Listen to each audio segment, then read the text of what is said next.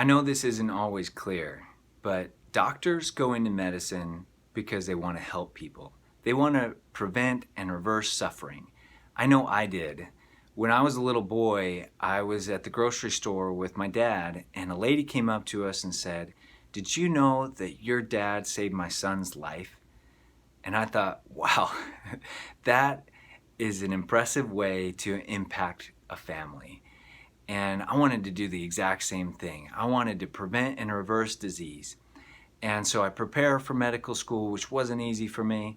And I got into medical school and I'm listening really carefully for how do I prevent and reverse disease? And the topic didn't really come up. We talked a lot about how to decrease symptoms of disease with medications, and we talked about how to decrease progression of disease with medications, but we didn't really talk about how to prevent or reverse disease. And it made me wonder, can we not actually prevent or reverse disease? Is this all just kind of inevitable? And so I did some research outside of the med school curriculum and found in the Journal of the American Medical Association, in the New England Journal of Medicine, there's plenty of evidence that says we can prevent and reverse disease. 80% of heart disease, 90% of type 2 diabetes, 70% of cancers, 70% of strokes. So why am I walking around the hospital seeing a stroke patient and a heart disease patient and a cancer patient and a diabetes patient, one after another, all these diseases preventable, and here we are in a resource-rich nation and we're not preventing it?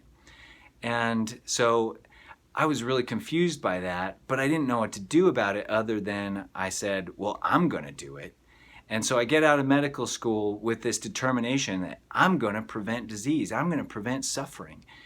And so I start focusing with my patients on the things that we know prevents and reverses diseases. Nutrition, exercise, sleep, emotional wellness takes care of most of it.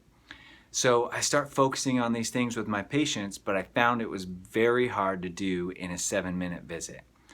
And so I'm spending an hour with somebody when it's supposed to be 7 minutes. And I'm running an hour and a half behind schedule all day long. And the medical assistants at the end of the day are doing rock, paper, scissors to figure out who has to stay with Dr. Johnson this time. And it wasn't sustainable. I was coming home to my family, who are the most important people in my life, and I was spending a quick dinner with them, and then I was going back to calling patients, and then I was doing charts until 11 o'clock at night, and waking up the next morning and doing the whole thing over and again. And I still wasn't really addressing the root of the disease with most of these people. And it just was unsustainable. So then I'm thinking, why is this happening? Why is this so hard? And the answer, as with a lot of things, goes back to where the financial incentives are. So I find the research that says that we as a country spend less than 5% of our healthcare dollars on preventing disease. And 80% of the $3.5 trillion that we're spending is spent on chronic diseases that are mostly preventable. So 80% of $3.5 trillion spent on preventable disease, and only 5% being spent on preventing that disease. So of course it's all backwards. And I think, well, why is that so? Why are we only spending this much money on preventing disease? And the answer is that nobody's getting paid to do it. Nobody gets paid to prevent disease and keep people well. Do the hospitals make more money when people are well? No, in fact, they only make money when people are really sick. What about the doctor's offices? Do they make more money when people are well? No, they only make money when people are sick. And in fact, most of the doctor's offices are owned by the hospitals. And so the doctor's offices intentionally lose money because the whole purpose in their business of the primary care office is to funnel people into the more expensive specialty care and hospitals. So what about the insurance companies? They surely would want people to be well, right? Well, they might, but there's a law that says that they can only profit 15% off of somebody's premium. So that means the only way for them to grow their profit is by growing the whole cost of care. So insurance companies don't want medicine to cost less. They don't want people to be more healthy. The people inside them do. They care about people, but the institution has no financial incentive to do so. And that's when I realized I got to get out. I cannot work against a system that only has financial incentives for my patients to be sick. So why am I working for an organization that only gets paid when people are sick, when my job is to make people well? And so I start looking around for other ways of doing things. And it turns out that there are other ways of providing medicine.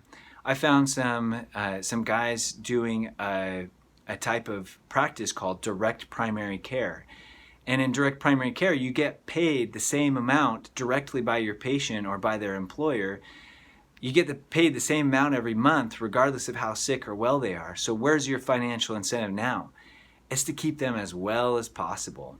So now we finally have the incentive to keep people well.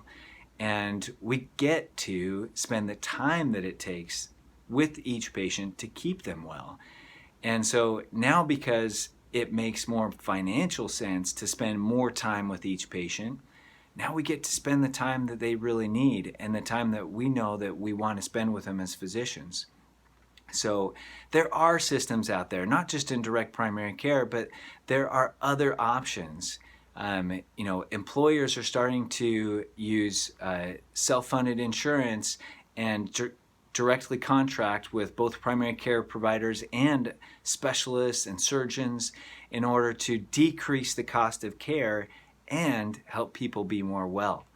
So the healthcare world is changing, and Dave Chase says that it's already fixed.